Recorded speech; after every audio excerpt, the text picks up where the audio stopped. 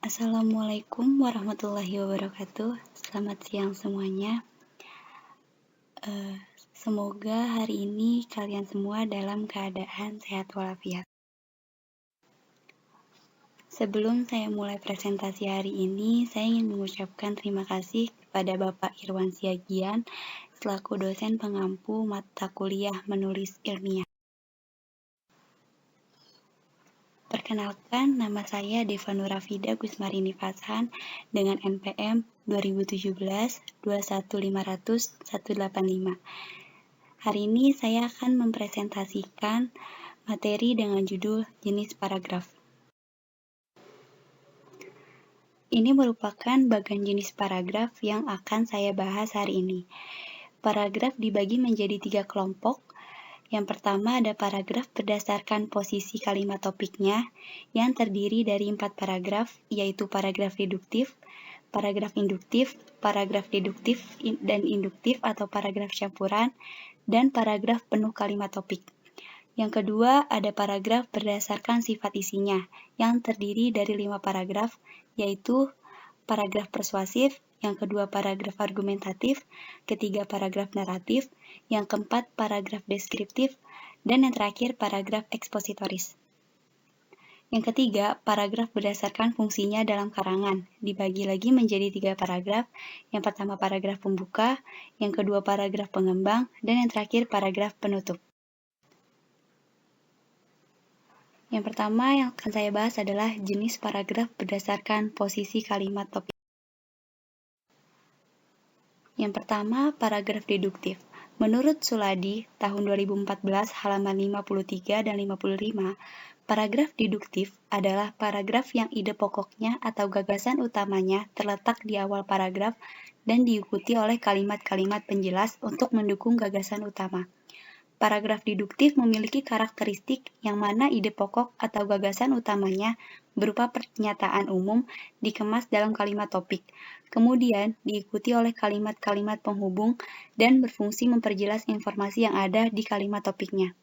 Pola paragraf deduktif ini dari umum ke khusus, lalu ke khusus. Ini merupakan contoh paragraf deduktif. Yang kalimat ditebalkan ini merupakan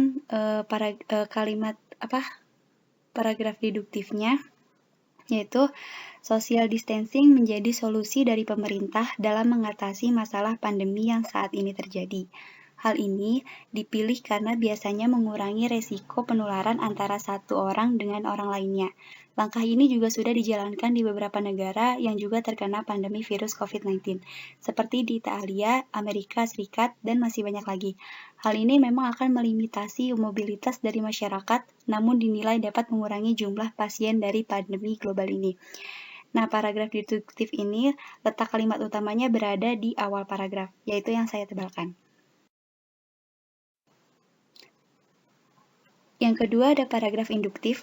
Menurut Suladi tahun 2014 halaman 53 dan 55, paragraf induktif adalah paragraf yang kalimat topiknya terdapat pada bagian akhir. Secara garis besar, paragraf induktif mempunyai ciri-ciri yaitu pertama, diawali dengan penyebutan peristiwa-peristiwa khusus yang berfungsi sebagai penjelas dan merupakan pendukung gagasan utama, dan yang kedua, kemudian menarik kesimpulan berdasarkan peristiwa-peristiwa khusus itu. Pola paragraf induktif dari khusus, lalu ke umum. Ini merupakan contoh paragraf induktif. Yang dimaksud dengan kebudayaan fisik tampak jelas karena merujuk pada benda-benda. Kebudayaan non-fisik ada yang berupa pemikiran dan berupa tingkah laku. Contoh hasil kebudayaan fisik adalah patung, lukisan, rumah, mobil, dan jembatan. Contoh kebudayaan yang berupa pemikiran adalah filsafat, pengetahuan, teknologi, etika, dan estetika. Hasil kebudayaan yang berupa tingkah laku adalah adat istiadat, tidur, bertani, bahkan berkelahi. Jadi, kebudayaan dapat dibagi menjadi 2 macam, yaitu kebudayaan fisik dan kebudayaan non-fisik. Nah, kalimat yang saya tebalkan ini merupakan kalimat topik yang terletak pada akhir paragraf. Yang ketiga ada paragraf deduktif-induktif atau paragraf campuran. Paragraf campuran adalah paragraf yang kalimat utamanya berada di awal dan di akhir paragraf. Kalimat utama pada akhir paragraf umumnya menegaskan kembali gagasan utama yang terdapat pada awal paragraf. Pola paragraf campuran dari umum ke khusus, lalu ke umum. Ini merupakan contoh paragraf campuran yang kalimat utamanya terletak pada awal paragraf dan di akhir paragraf. Pemerintah menyadari rakyat Indonesia memerlukan rumah murah, sehat, dan kuat. Departemen PU sudah lama menyelidiki bahan rumah yang murah tapi kuat. Agaknya bahan perlit yang diperoleh dari batu-batuan gunung berapi sangat menarik perhatian para ahli. Bahan ini tahan api dan tahan air. Lagi pula, bahan perlit dapat dicetak menurut keinginan seseorang. Usaha ini menunjukkan pemerintah berusaha membangun rumah murah, sehat, dan kuat untuk memenuhi keperluan rakyat. Yang keempat, ada paragraf penuh kalimat topik. Paragraf penuh kalimat topik berisi kalimat-kalimat yang sama pentingnya, sehingga tidak satupun kalimatnya bukan kalimat topik. Kondisi ini mengakibatkan terbentuk paragraf penuh kalimat topik. Paragraf ini sering dijumpai dalam uraian yang bersifat deskriptif dan naratif, terutama dalam karangan fiksi. Contoh paragraf penuh kalimat topik. Pagi hari itu aku duduk di bangku panjang taman di belakang rumah. Matahari belum tinggi benar, baru sepenggalah. Sinar matahari pagi menghangatkan badan. Di depanku bermekar bunga beraneka warna. Kuhirup hawa pagi yang segar sepuas-puasku. Lanjut ke materi kedua, yaitu jenis paragraf berdasarkan sifat istilah. Yang pertama ada paragraf persuasif. Menurut Keraf tahun 2010 halaman 253, paragraf persuasif merupakan suatu seni verbal yang bertujuan untuk meyakinkan seseorang agar melakukan sesuatu yang dikehendaki pembicara pada waktu ini atau pada waktu yang akan datang. Sedangkan menurut Kosasih tahun 2010 halaman 253 berpendapat bahwa paragraf persuasif merupakan paragraf yang bertujuan membuat pembaca percaya, yakin, dan terbujuk akan hal-hal yang dikomunikasikan yang mungkin berupa fakta, suatu pendirian umum, suatu pendapat, ataupun perasaan seseorang. Ciri-ciri paragraf persuasif menurut Varianti tahun 2010 halaman 21 adalah: pertama, persuasif berasal dari pendirian bahwa pikiran manusia dapat diubah. Yang kedua, harus menimbulkan kepercayaan para pembacanya. Ketiga, persuasi harus dapat menciptakan kesepakatan atau penyesuaian melalui kepercayaan antara penulis dan pembaca. Yang keempat, persuasi sedapat mungkin menghindari konflik agar kepercayaan tidak hilang dan supaya kesepakatan pendapatnya tercapai. Yang terakhir, persuasi memerlukan fakta dan data. Contoh paragraf persuasif. WAP atau Wireless Application Protocol adalah aplikasi yang mewujudkan impian mengakses dunia informasi dan layanan terkini langsung dari ponsel Anda layaknya akses internet. Dengan Ericsson R320S, salah satu ponsel pertama yang dilengkapi WAP, Anda dengan cepat dapat mengakses ke pusat data informasi dan layanan melalui situs WAP. Semuanya dapat dilakukan dari telapak tangan Anda. Dengan dilengkapi fitur-fitur inovatif, dapat dikatakan ponsel tipis yang memiliki berat 95 gram ini adalah sebuah kantor dalam kantong Anda. Yang kedua ada paragraf argumentatif. Paragraf argumentatif adalah paragraf yang bersifat argumentasi atau yang mengemukakan alasan, contoh, bukti-bukti yang kuat dan meyakinkan, sehingga orang lain terpengaruh dan membenarkan pendapat, gagasan, serta sikap penulis. Menurut Kusmadi dan kawan-kawan tahun 2005 halaman 27. Menurut Wiyanto, tahun 2004 halaman 67, paragraf argumentatif bertujuan untuk menyampaikan suatu pendapat, konsepsi, atau opini tertulis kepada pembaca, untuk meyakinkan pembaca bahwa yang disampaikan itu benar. Penulis menyertakan bukti, contoh, dan berbagai alasan yang sulit dibantah. Tujuan dari paragraf argumentatif yakni untuk meyakinkan serta mempengaruhi pembaca agar mempunyai pendapat yang sama dengan pendapat penulis. Ciri-ciri paragraf argumentatif adalah: 1. Berisikan pandangan, pendapat, dan keyakinan sang penulis terhadap permasalahan. 2. Memiliki data faktual yang digunakan untuk meyakinkan para pembaca. 3. Menguraikan suatu permasalahan dengan cara menganalisa dan memberi sebuah analogi. Yang terakhir, diakhiri dengan kesimpulan yakni berupa pendapat yang lebih luas, bukan merupakan penegasan ulang topik utama. Contoh paragraf argumentatif. Saya akan mengoreksi pernyataan saudara Yusja yang mengatakan, Jika seseorang berjalan dari titik nol terus-menerus menuju angka yang lebih besar ke kanan, akan sampai pada titik nol kembali. Bukankah dunia ini bulat? Pertama akan saya sampaikan adalah garis bilangan itu datar. Jika kita berjalan ke arah kanan sumbu positif, maka perjalanan kita tidak akan berakhir sampai kita mati. Kita tidak akan mencapai bilangan tak terhingga itu tidak ada. Kata hinggaan itu adalah sifat, bukan bilangan. Kedua, kita tidak akan pernah kembali ke titik nol, sebab jika kita berjalan di garis bilangan, maka kita berjalan di ruang Euclid yang menggunakan geometri eliptik. Satu hal lagi, telah menjadi kesepakatan bahwa sumbu koordinat berapapun dimensi ruang yang dibicarakan adalah terletak di bidang. Ketiga, ada paragraf naratif. Menurut Wijono tahun 2007 halaman 175, paragraf naratif merupakan uraian yang mengisahkan sesuatu atau serangkaian kejadian, tindakan, keadaan secara berurutan dari permulaan sampai akhir, hingga terlihat rangkaian hubungan satu sama lain. Bahasanya berupa paparan yang gayanya bersifat naratif. Menurut Keraf tahun 2010 halaman 136, paragraf naratif merupakan suatu bentuk wacana yang berusaha mengisahkan suatu kejadian yang seolah-olah pembaca melihat atau mengalami sendiri peristiwa itu. Ciri-ciri paragraf naratif antara lain: 1. Ada tokoh, tempat, waktu, dan suasana yang diceritakan. 2. Mementingkan urutan waktu maupun urutan peristiwa. 3. Tidak hanya terdapat dalam karya fiksi seperti cerpen, novel, atau roman, tetapi juga terdapat dalam tulisan non-fiksi seperti biografi, cerita nyata, dalam surat kabar, sejarah, dan riwayat perjalanan. Contoh paragraf naratif. Pengalaman saya waktu mengikuti acara kunjungan ke perpustakaan ITB dan perpustakaan UNPAD selama 3 hari sangat mengesankan. Pada hari ketiga kami pergi ke air terjun di daerah pegunungan. Untuk dapat ke sana, kami harus berjalan kaki melewati hutan, perkampungan, kebun teh, dan beberapa sungai kecil. Waktu tempuh untuk sampai ke air terjun tersebut kira-kira 2 jam. Tidak lama kami di sana lalu kembali lagi ke penginapan. Dalam perjalanan pulang, sandal yang saya pakai putus. Saya ditinggal oleh teman-teman saya. Saya lupa jalan pulang. Saya bingung dan saya takut. Ternyata ada juga teman saya yang sandalnya putus. Kami jalan berdua sambil meneka-neka jalan pulang. Kami nyasar, namun akhirnya kami bertemu guru yang pulang paling akhir. Yang keempat ada paragraf deskriptif. Menurut Darmayanti tahun 2008, menyatakan paragraf deskripsi merupakan suatu paragraf yang menggambarkan suatu objek berdasarkan pada pengamatan. Mencitrai yang dimaksud yaitu melihat, mendengar, mencium, dan merasakan. Pembaca diharapkan mampu menyamakan citra dalam dirinya dengan citra penulisnya. Sedangkan menurut Paujianti tahun 2014, menyatakan paragraf deskriptif merupakan suatu paragraf yang menggambarkan suatu objek dengan tujuan agar pembaca seakan-akan dapat melihat, mendengar, atau merasakan objek yang digambarkan oleh penulis dalam paragraf tersebut. Objek yang digambarkan tersebut dapat berwujud barang, benda, maupun tempat. Ciri-ciri paragraf deskriptif yaitu: 1. Cerita yang disampaikan bersifat fakta karena membutuhkan data. 2. Ide diperoleh melalui pengamatan dengan melibatkan panca indera. 3. Memberikan penjelasan tentang objek yang sedang disampaikan. Yang keempat, membaca dapat mendengar, melihat, maupun merasakan cerita yang disampaikan.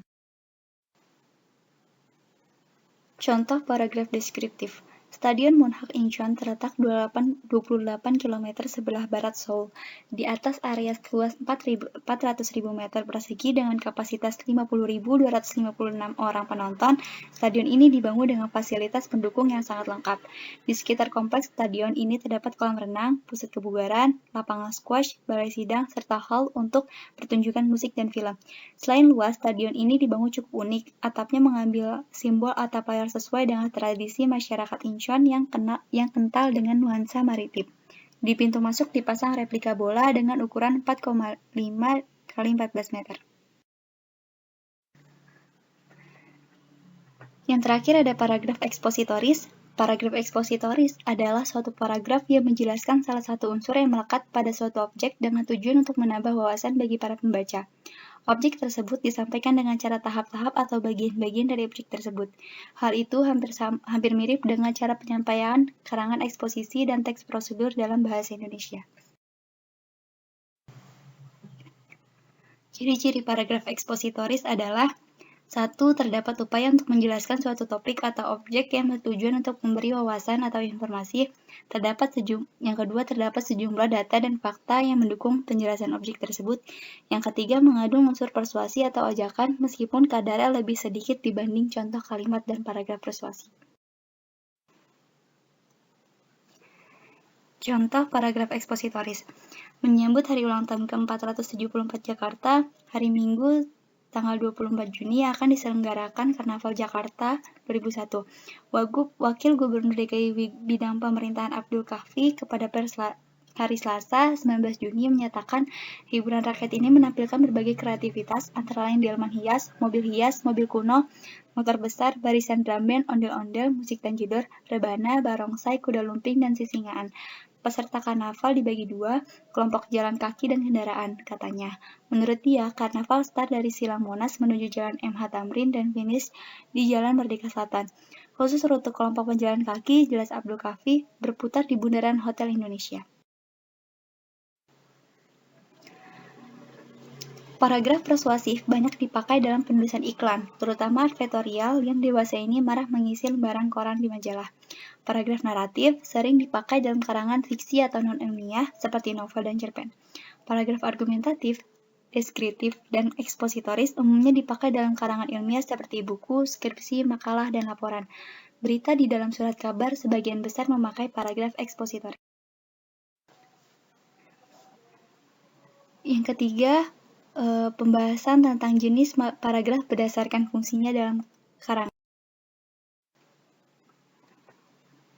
Pertama, ada paragraf pembuka. Paragraf pembuka bertujuan mengotak-atikkan suatu pokok pembicaraan. Paragraf ini merupakan bagian yang mengawali sebuah karangan. Paragraf ini berfungsi sebagai 1. Menghantar pokok pembicaraan, 2. Menarik minat dan perhatian pembaca, 3. Menyiapkan atau menata pikiran pembaca untuk mengetahui isi seluruh karangan. Yang kedua, ada paragraf pengembang. Paragraf ini bertujuan mengembangkan topik atau pokok pembicaraan yang tertera dalam paragraf pembuka. Ilustrasi dan contoh, inti permasalahan, dan uraian pembahasan adalah isi dari paragraf pengembang. Paragraf pengembang dalam karangan dapat difungsikan untuk 1. Mengemukakan inti persoalan, 2. Memberi ilustrasi atau contoh, 3. Menyampaikan analisis atau pembahasan, khusus untuk karangan ilmiah dan semi-ilmiah, 4. Menjelaskan hal yang akan digunakan pada paragraf berikutnya, 5. Meringkas paragraf sebelumnya, 6. Mempersiapkan dasar atau landasan bagi simpulan. Yang terakhir ada paragraf penutup. Paragraf penutup berisi simpulan bagian karangan seperti subbab atau simpulan seluruh karangan. Paragraf ini juga merupakan pernyataan kembali maksud penulis agar lebih jelas. Mengingat paragraf penutup dimaksudkan untuk mengakhiri karangan atau bagian karangan, maka penyajiannya harus memperhatikan hal berikut ini. 1. Sebagai bagian penutup, paragraf ini tidak boleh terlalu panjang. 2. Isi paragraf harus berupa simpulan sementara atau simpulan akhir sebagai cerminan inti seluruh uraian. Yang 3. Sebagai bagian yang paling akhir dibaca, hendaknya paragraf ini dapat meninggalkan kesan yang mendalam bagi pembaca. Ini merupakan contoh paragraf berdasarkan fungsinya dalam karangan. Pengertian surat. Secara umum, surat adalah alat untuk menyampaikan informasi secara tertulis. Batasan ini mengandung pengertian yang sangat biasa karena banyak sekali maksud yang dapat dituangkan secara tertulis, misalnya karangan berbentuk artikel, makalah, skripsi, dan buku. Oleh sebab itu, batasan tersebut perlu dipertegas lagi dengan penekanan maksud yang disampaikan melalui surat, dapat berupa permintaan, penolakan, dan seterusnya. Nah, paragraf pertama ini merupakan paragraf pembuka. Yang kedua, walaupun demikian, batasan di atas pun masih belum mencakup misi atau pesan yang diemban oleh surat secara keseluruhan. Dalam pengertian sehari-hari, surat umumnya hanya dikenal sebagai alat untuk menyampaikan berita secara tertulis. Pengertian tersebut adalah pengertian sempit akibat anggapan surat hanya merupakan alat untuk mengirim kabar atau berita. Padahal, surat mengandung aspek yang lebih luas, meliputi informasi tertulis berupa rekaman kegiatan secara tertulis yang dibuat dengan persyaratan tertentu. Yang dimaksud informasi tertulis dalam hal ini adalah informasi berupa kabar atau berita seperti surat berita yang sudah umum dikenal, misalnya penawaran dan permohonan. Sedangkan informasi berupa rekaman berita secara tertulis dapat disebut misalnya tanda bukti, kartu identitas, dan kontrak. Paragraf kedua dan paragraf ketiga ini merupakan paragraf pengembang. Selanjutnya, paragraf penutup. Berdasarkan uraian di atas, dapat disimpulkan pada dasarnya surat adalah informasi tertulis yang dapat digunakan sebagai alat komunikasi tulis yang dibuat dengan persyaratan tertentu yang khusus berlaku dalam surat menyurat. Simpulannya, paragraf banyak ragamnya. Untuk membedakan satu dengan yang lain, paragraf dibagi menjadi 3 kelompok, yaitu 1. Paragraf berdasarkan posisi kalimat topiknya yang terdiri dari 4 paragraf antara lain 1. Paragraf deduktif, 2. Paragraf induktif, 3. Paragraf deduktif-induktif atau paragraf campuran, yang keempat, paragraf penuh kalimat topik. Yang kedua ada paragraf berdasarkan sifat isinya yang terdiri dari 5 paragraf, yaitu 1. Paragraf persuasif, 2. Paragraf argumentatif, 3. Paragraf naratif, 4. Paragraf deskriptif, 5. Paragraf ekspositoris. Yang terakhir, paragraf berdasarkan fungsinya dalam karangan yang terdiri dari 3 paragraf, yaitu 1. Paragraf pembuka, yang kedua paragraf pengembang, dan yang terakhir paragraf penutup.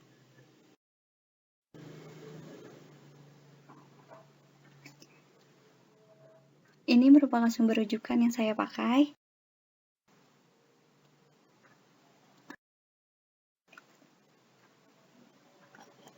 Sekian presentasi dari saya, kurang lebihnya mohon maaf. Wassalamualaikum warahmatullahi wabarakatuh.